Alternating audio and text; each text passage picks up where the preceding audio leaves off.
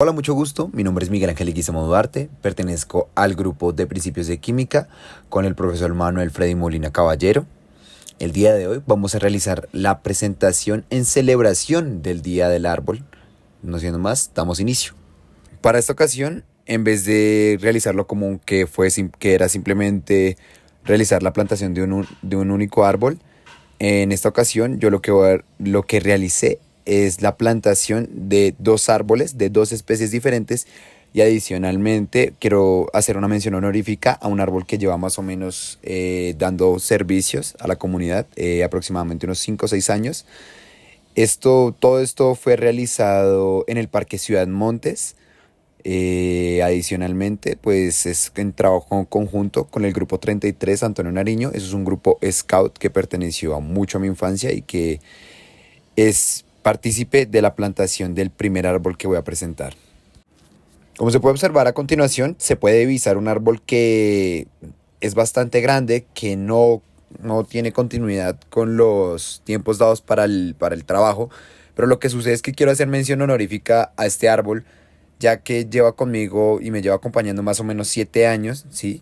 Yo lo planté alrededor de mis 12 años junto a mi grupo scout, el grupo 33 Antonio Nariño. Ya no soy partícipe de él, pero en ese tiempo sí. Y también fue en conmemoración al Día del Árbol y quiero que se vean los frutos de esa importante labor y de las importantes labores que se hacen en los cursos de química cada año. Y realizando una investigación algo más profunda, me doy cuenta que, bueno, inicialmente el texto guía que nos proporcionó el docente nos da alrededor de unas 10, 15 especies de árboles, pero pues en el artículo dice que hay alrededor de 80.000 especies que son aptas, pero que son muy difíciles de identificar. Por lo mismo, esta especie de árbol, aunque no esté en ese texto, sí se encuentra en otros textos nativos respecto a la flora y fauna de nuestro país. En este caso, encontré información en el catálogo virtual de flora del Valle de Aburrá. Esto pertenece a la Universidad EIA y nos dice lo siguiente, y es que el nombre común de este árbol es pechuga de gallina. Curiosamente, su familia la familia del árbol pertenece a la familia Salicaceae, ¿sí? Y su nombre científico es Haseilta floribunda.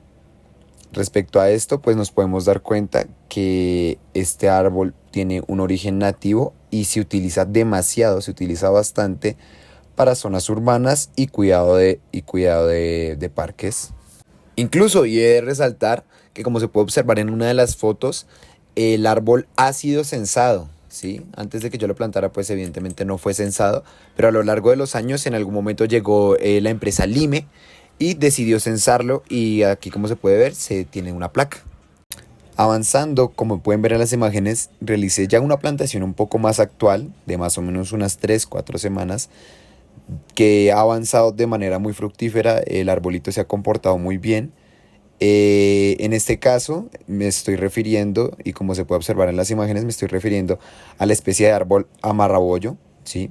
Pese a que no está presente en el artículo guía que proporcionó el docente, lo mismo que decía en el mismo Jardín Botánico de Bogotá en esta ocasión, afirma que hay una cantidad inmensa de árboles que son aptos para la plantación urbana, y que de hecho en el mismo texto guía se afirma que hay más o menos 80.000 especies que son aptas para este tipo de plantaciones a nivel urbano, y que, siguiendo ese mismo orden de ideas, pues en la referencia se han de encontrar el artículo que pertenece al Jardín Botánico de Bogotá, con el que me guié para dar certeza de que el amarrabollo sigue siendo apto para este tipo de plantaciones.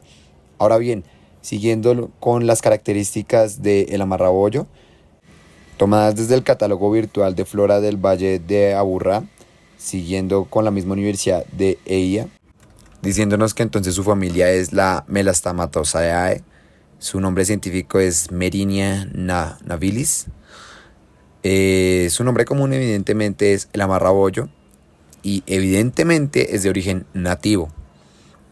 Su uso en espacio público se remite al retiro de quebradas, orejas de puentes, plazas y plazoletas y parques. Y su función principal es ornamental y la restauración ecológica.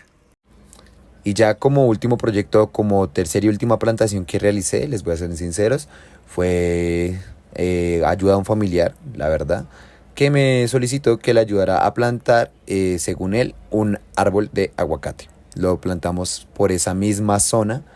eh, la verdad es que su crecimiento no ha sido tan fructífero ya que fue un poco apurado, pero la verdad quiero remarcarlo y demostrar que también se plantó este pequeño arbolito y que se va a mantener su cuidado para que en próximas generaciones siga creciendo y avance.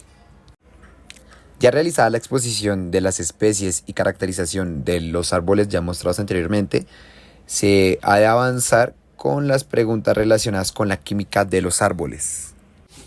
Entonces, como primera pregunta, me preguntaba, al ser los árboles y las plantas seres estáticos que no se mueven prácticamente, me preguntaba que cuáles son los procesos químicos o cómo es la defensa de un árbol contra el estrés hídrico y cómo se adapta para sobrevivir en este tipo de condiciones de sequía. Y es que los árboles tienen varias estrategias químicas para defenderse contra el estrés hídrico y adaptarse a las condiciones de sequía. Esos procesos químicos son parte de un complejo mecanismo de respuesta al estrés que le permite sobrevivir a este tipo de condiciones. Siendo entonces que uno de estos sistemas es el cierre estomático. Esto nos refiere a que cuando un árbol se enfrenta a sequías, sus estomas, que son pequeñas aberturas en las hojas, se tienden a cerrar para reducir la pérdida de agua por transpiración. Este proceso es controlado por señales químicas como el ácido abscísico, que se acumula en las hojas en respuesta al estrés hídrico. Dicho ácido abscísico induce cambios en las células de las guardias que rodean los estomas, lo que provoca un cierre y reduce la transpiración en las mismas, como se pueden observar en las imágenes. Otro mecanismo importante que ayuda a la defensa de las plantas es la síntesis de osmolitos. Refiriendo entonces que los osmolitos son compuestos químicos que ayudan a las plantas a mantener el equilibrio osmótico y proteger a las estructuras celulares durante la sequía. Los árboles, por ejemplo, pueden sintetizar osmolitos como azúcares, polioles y aminoácidos compatibles. Estos compuestos se acumulan en las células y actúan como solutos, lo que ayuda a mantener la presión osmótica y evita la deshidratación de la célula, y por lo mismo que nuestra planta no se muera. Adicionalmente, también al momento de hablar de defensa, tenemos que hablar principalmente de la producción de antioxidantes, ya que si son importantes para los seres humanos, adicionalmente también tienen que ser importantes para las plantas.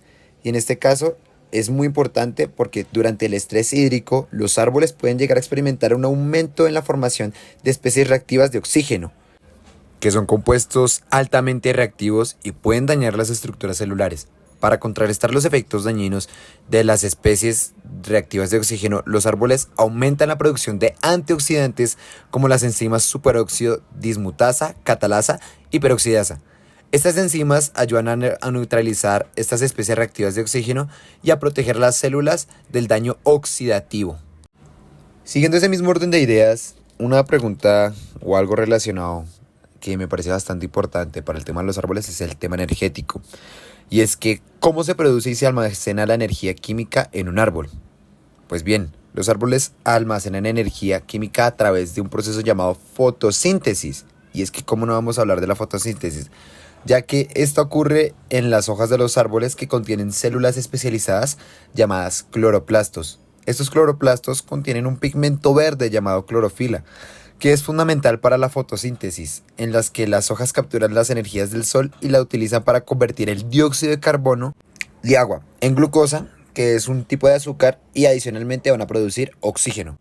Ahora bien, dentro de los mismos cloroplastos, la energía de la luz solar es absorbida por la clorofila, usándose para descomponer las moléculas de agua en hidrógeno y oxígeno. Este último liberado al aire a través de los estomas como un subproducto. Adicionalmente, hay de notar que los estomas toman el CO2 del aire a través de estos mismos estomas, ingresando a las células de las hojas y combinándose con el agua. Ahora bien, hablemos un poco sobre la producción de la glucosa. Y es que el hidrógeno se combina con el dióxido de carbono en una serie de reacciones químicas para formar glucosa. La glucosa es un tipo de azúcar que almacena energía química en sus enlaces químicos. Y en acción con la planta se puede observar una ecuación química que es de carácter reversible, en el que pasamos de dióxido de carbono y agua por medio de la fotosíntesis y teniendo como catalizador la energía solar, nos tendría que dar como productos la glucosa y oxígeno. Toda esta glucosa producida durante la fotosíntesis se transporta a través del árbol desde las hojas hasta el resto de las partes de la planta. Dicha glucosa se utiliza como fuente de energía para el crecimiento, la reparación de tejidos y otras funciones metabólicas del árbol. Todo este transporte se realiza por medio del xilema y el floema, que son el sistema vascular de las plantas. Hablando también entonces que referente al almacenamiento de energía a largo plazo, nos dice que parte de la glucosa producida por la fotosíntesis se convierte en almidón y ésta se almacena en diferentes partes del árbol, como las raíces, los troncos. Dicho almidón actúa como una reserva de energía a largo plazo para el árbol, ya que puede ser convertido de nuevo en glucosa. Y ya para finalizar, quiero hacer una ronda de dos preguntas algo rapiditas pero muy interesantes y son: ¿cuál es la composición química de la madera de los árboles y cómo ésta influye a las propiedades físicas? Dice entonces que la madera de los árboles está compuesta principalmente por tres tipos de polímeros: carbohidratos, celulosa, hemicelulosa y ligina. La celulosa proporciona resistencia a la tracción, la hemicelulosa contribuye a la cohesión de la matriz y la ligina proporciona rigidez y resistencia a la compresión. La proporción relativa de estos componentes varía según la especie del árbol y afecta sus propiedades físicas como la densidad, dureza y flexibilidad. Otra preguntita de la ronda rápida es: ¿cómo afectan los procesos químicos del suelo a la salud y el crecimiento de los árboles? Dice entonces que los procesos químicos del suelo, como la disponibilidad de nutrientes, minerales y el pH, tienen un impacto muy significativo en la salud y el crecimiento de los árboles. Por ejemplo, la falta de ciertos nutrientes esenciales como nitrógeno, fósforo y potasio pueden limitar el crecimiento de los árboles y hacerlos más susceptibles a enfermedades y plagas. Además, cuando el pH del suelo es inadecuado, puede afectar la disponibilidad de nutrientes para las raíces de los árboles. Los procesos químicos del suelo también pueden influir en la actividad microbiana, que a su vez puede afectar la descomposición de materia orgánica y la disponibilidad de nutrientes para los mismos.